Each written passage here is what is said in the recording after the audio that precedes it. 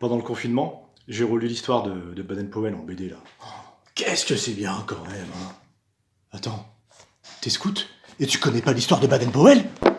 Bon, bah je t'explique alors. Mais en deux-deux, hein.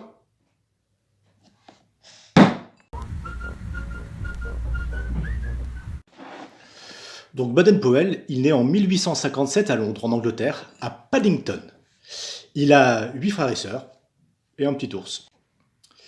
Et comme tous les petits Anglais, il va à l'école des sorciers à Poudlard avec Harry Potter, Hermione et le petit blond méchant qui ressemble à Squeezie quand il était petit. Mais à l'école, ça marche pas trop en fait. La magie, la sorcellerie, c'est pas trop son truc. Lui, c'est plutôt le théâtre et le dessin. Alors il s'échappe souvent des cours pour aller dessiner dans la forêt des lapins, des oiseaux ou des griffons. Alors comme ça marche pas trop à l'école, bah, il est pris dans l'armée. Et dans l'armée, il devient même chef. Et avec son régiment de cavalerie, il est envoyé en Inde. Et à ce moment-là, il porte une belle tunique rouge parce qu'il est fan de Liverpool ou de Londres avant Guingamp, je sais plus. Alors en Inde, c'est Bollywood. Il fait des matchs de polo, il va chasser le sanglier, poulet tikka masala, cheeseman tous les soirs. Et surtout, il découvre la jungle, où il se fait plein de nouveaux amis. Mowgli, Akela, Bagheera, Baloo, Raksha, Hati et Chouchoundra. Bon, comme il aime bien se déguiser, se cacher, tout ça, on le rapatrie à Londres, au MI6, où il devient agent secret.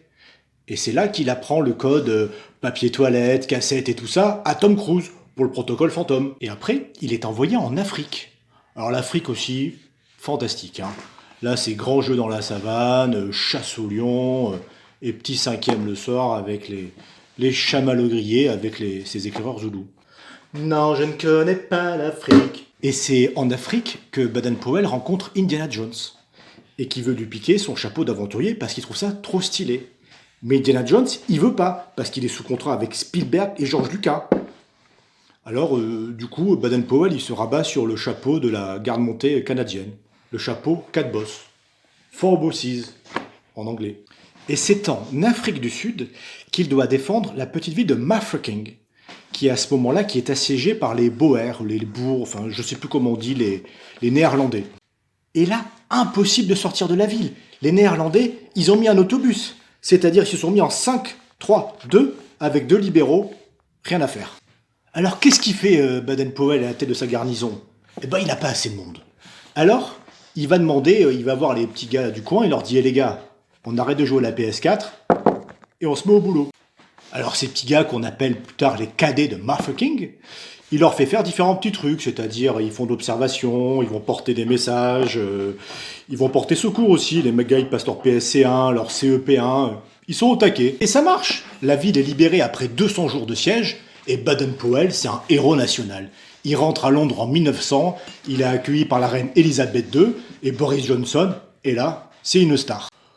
Et donc, quelques temps après, il quitte l'armée et il dit j'arrête tout les gars, je vais sur une île et je vais fonder un festival de rock. Non. Il va effectivement sur une île, mais pour y créer le premier camp scout de l'histoire, en 1907, à Brownsea. Il écrit ensuite un livre, Scouting for Boys, qui devient un succès interplanétaire. Le mouvement scout est lancé, Baden-Powell fait des tournées mondiales où il accueille comme une star dans tous les pays du monde, et il paraît qu'en tournée à Paris, il est passé devant une église avec 2 jolies tours, et il a dit « Un jour, ici, il y aura le meilleur groupe de scouts du monde !» Et voilà, tu sais tout sur Baden-Powell. T'as d'autres questions? Intéresse-toi un petit peu au scoutisme.